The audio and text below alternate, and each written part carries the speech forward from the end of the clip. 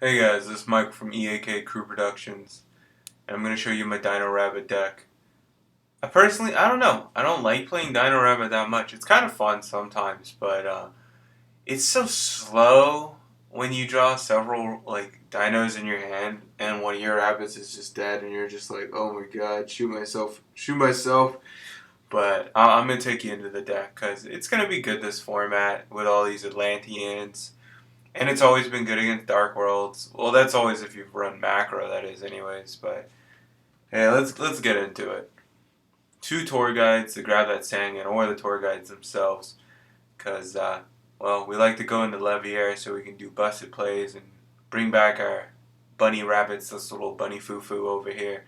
And let me extend the page. I don't know if you can see that screen recording button, but you can go into Levier down here and get a little bunny foo that's already removed and use them again to, boom, get out, a Lagia and a Dolka, or just two Lagias. I mean, they got fat booties, so might as well sit on them, right? Then, of course, you got the three Cabazols and the three Sabrosauruses that you have to run so that you can actually use this guy over here. But then, of course, you got three Guaiba as well, because this card's just too good. I would be playing Hydro Geddon, honestly, if Kawaiba wasn't a card. And you know what? Hydro Geddon's almost still an option because it's got 16 attack, which, I mean, Kawaiba's stronger, but you're Lancing a lot of the time anyways. And whenever I get these Guaiba plays off, they're on face down like Sangans that my opponent set so that he could get a search, you know.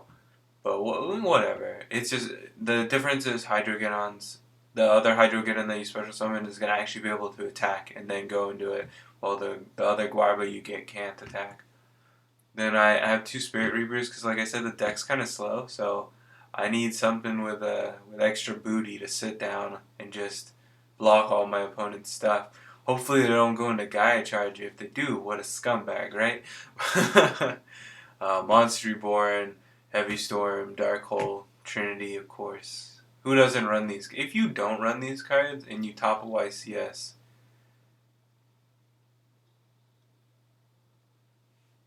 two MSTs,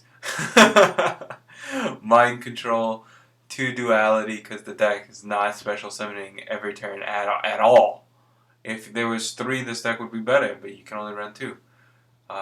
Three Forbidden Lance, because it makes this card phenomenal. It makes these guys not die when they run into D-prisons, when you go rabbit, summon, and they don't flip the torrential, and you're like, yes! And then you're like, oh, but do I want to attack? Because he's got one back row. So you attack with both of them, and they flip the D-prison so that the other one will get banished, and you just go, fuck that, and you flip Forbidden Lance, and they take less damage, but you get a nut off, so it's good. Great card, phenomenal. Then you have two Warning. You gotta negate stuff because the deck is slow. I mean, I know it's life points, you guys, but you gotta. Three-dimensional prison because this deck is slow. So you gotta run a lot of back row. It's kind of like windups. Windups have those power plays where they can just like spam the entire field, but if they don't get those plays off, then they gotta run a lot of back row to protect them.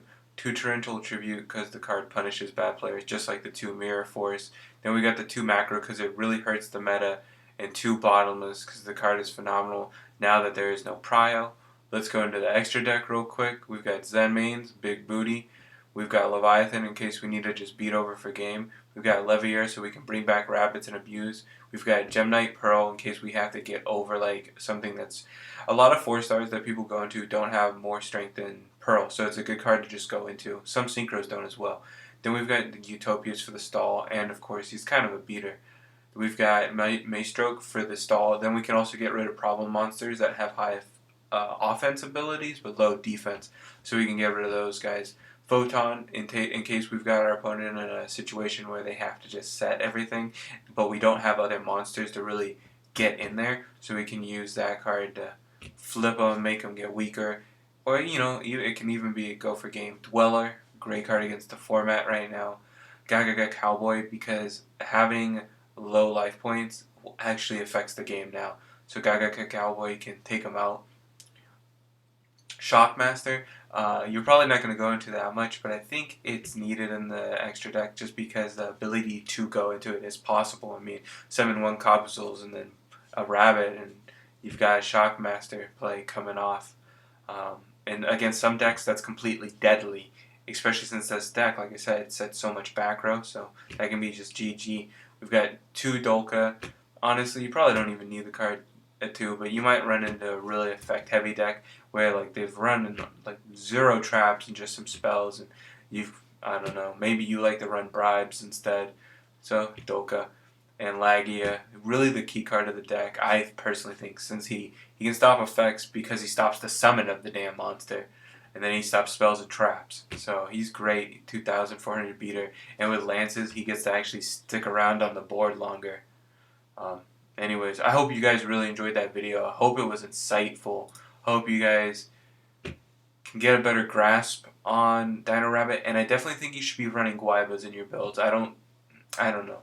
I know some builds like to run Effect Veiler. I don't think hand traps are that good this format. Of course, because of that, there are going to be more wind-up players, and then hand traps might become more effective. So if you do like playing hand traps, then I would consider playing hand traps, Trigodia, and a BLS, because with the 2 Effect Veiler that you can add, 2 to 3 Effect Veiler, then you can drop stuff. But if you're going to run those cards, you really can't run Macro, and that's the problem. But I think Macro is so strong in this format that I would rather run Macro than hand traps. Anyways, that is Michael from EAKCrewProductions. I hope you guys enjoyed the video. I hope it was insightful. Please like, comment, subscribe. I'll see you guys later.